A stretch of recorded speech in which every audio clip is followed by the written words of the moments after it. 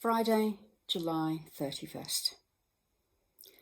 Tonight we went walking in the forest. We've been back this week after 2 or 3 weeks off just because I've been getting back to work for the district and we've been getting ready to open the church. So, well, we haven't made it out as often as we should have.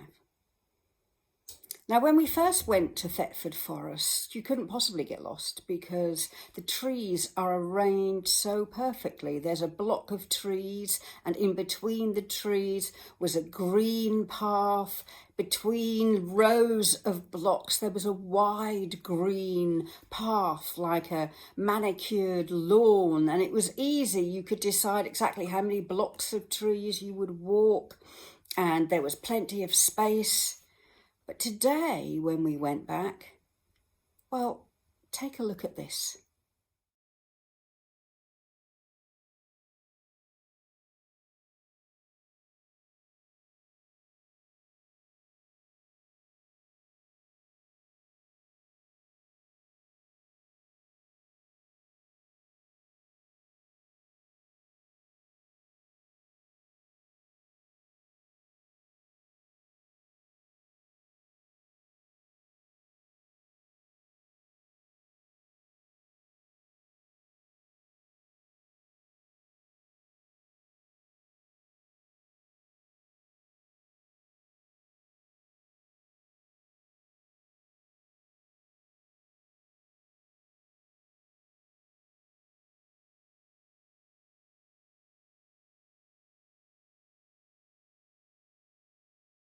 It made me think about something Carl, the DS, said in our sermon on Sunday about how we were going to have the best set of kept gardens ever because it's all we've been able to do while locked down, pay attention to our gardens. And I've created a rockery, I've created borders, and yeah, my garden is the best it's ever been.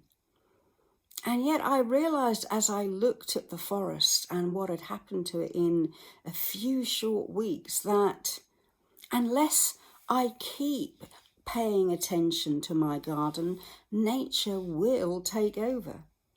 For as well as in the garden, if you look at my house, I know that it doesn't take long for the dust to appear, the cobwebs to appear.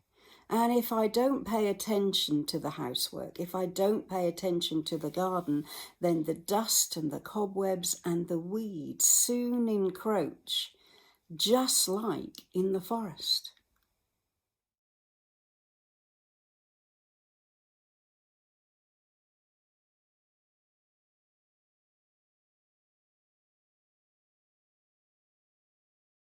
So I ask myself, what about my spiritual garden, the spiritual pathways of my heart and my soul and my mind?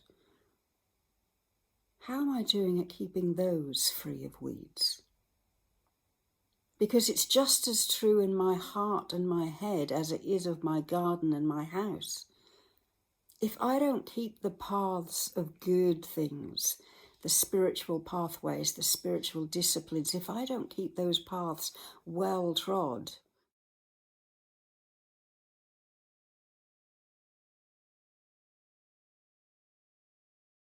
then the weeds will encroach there.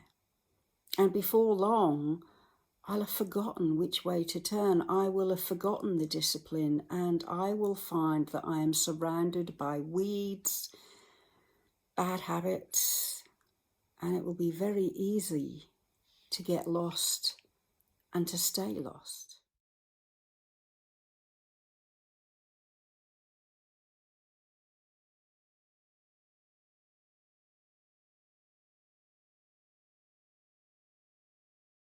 So my challenge to us today is this. Take a look around your spiritual garden, the paths of your mind, your heart, your spiritual disciplines, your good habits, and see if you can see there in the corners, on the edges, see where the weeds are beginning to grow, where A few lazy practices are allowing the nettles to sting, the brambles to creep,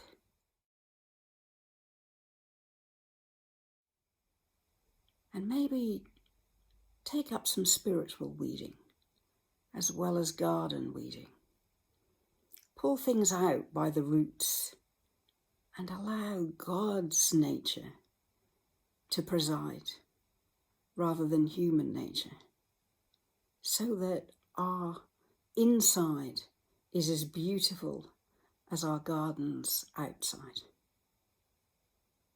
Enjoy your weeding, and I'll see you tomorrow. Bye.